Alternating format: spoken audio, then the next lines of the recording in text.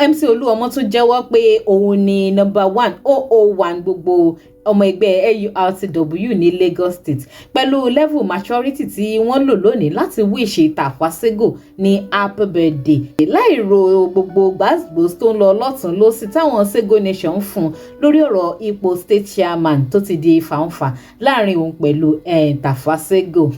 Ó ṣẹlẹ̀ pé òní July 5 ní birthday Alhaji Mustapha Adekunle Sego, and to many people's surprise, MC Oluomo jẹ́ kan lára àwọn other well wishers tí wọ́n kọ́kọ́ wish Tafa Sego ní happy birthday pẹ̀lú post kan tí wọ́n fi sórí ẹ̀rọ ayélujára Facebook page wọn láàárọ̀ yìí. Contrary to many people's expectation pé MC Oluomo ò ní wish Alhaji Mustapha Sego ní happy birthday pẹ̀lú gbogbo gbàgbós tó ń lọ láàrin àwọn ọmọ ẹgbẹ́ onímọ́tò, especially pẹ̀lú báwọn supporters àwọn Sego Nation tí wọ́n ṣe máa ń sọ̀rọ̀ burúkú sí MC Oluomo ní gbogbo ìgbà tí wọ́n bá ti ní opportunity.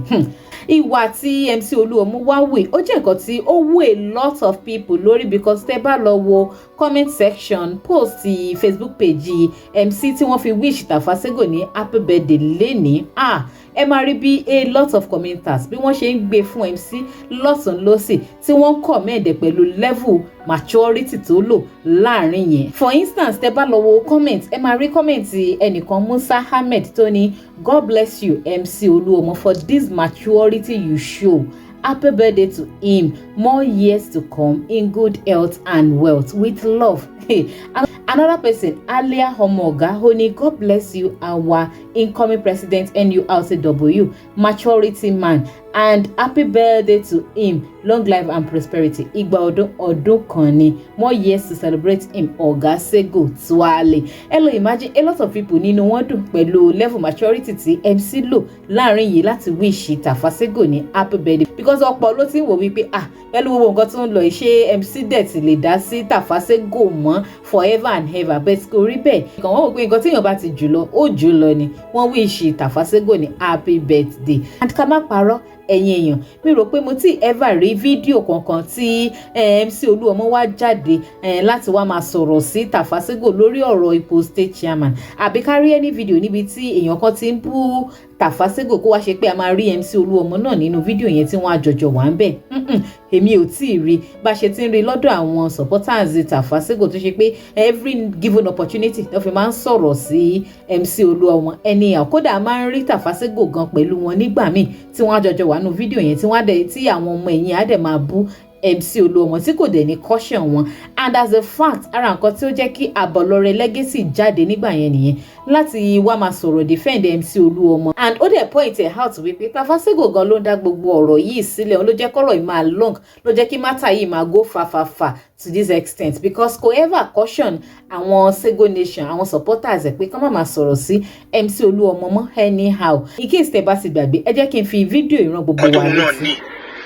Tàbá ń wò pé kí wàhálà máa ṣẹlẹ̀, ṣẹ́rí mo dẹ̀ ti sọ fún yín nínú ọ̀rọ̀ yìí pé ọ̀rọ̀ yìí àwọn tó ń pe àwọn ní Sego Nation ló kọ́kọ́ bẹ̀rẹ̀. Àwọn ló kọ́kọ́ bẹ̀rẹ̀ sí ní fọ̀rọ̀ Oluomo, tó ń pe Oluomo ní arọ, tó ń fi Oluomo ta oríṣiríṣi, tó ń fi sọ Oluomo dìgbà àkólẹ̀ lóríṣiríṣi.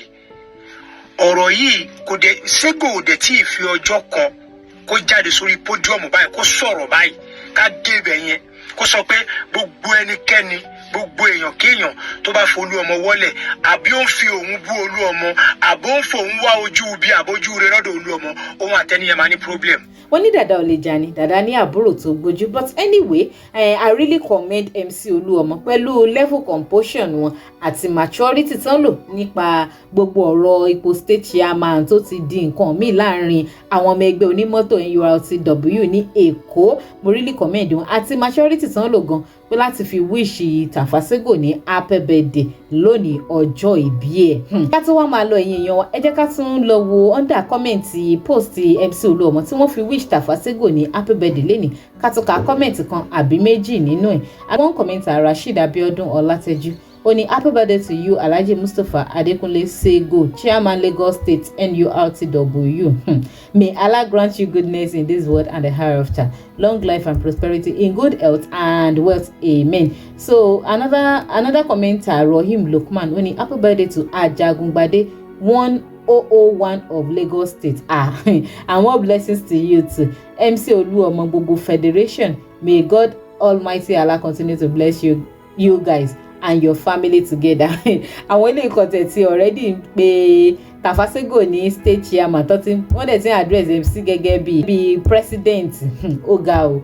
Another person, Sharafa Bashiru, ní happy birthday to you, sir. Long life and prosperity. God bless you and your family. Congratulations. Adeleke Wasiu Oni, congratulations and many happy returns. God will bless his new age. Oluwaseyi ní happy birthday, sir. God bless your new age in Jesus' name. Sikiru Alaba Ismail Oni, happy birthday to him. Long life and prosperity, more of it, inshallah. So another post here, a lot of people don't congratulate Tafa Sego tó dẹ̀ ń ké kú ayẹyẹ ọjọ́ ìbí ẹ̀, and àrí any other gbàgbós ní abẹ́ kọ́mẹ́ǹtì yìí. And èmi náà dẹ̀ lo opportunity láti kí Alhaji Mustapha Adekunle Sego ní happy birthday to you, sir. Long life and prosperity. Igba ọdún kan ni.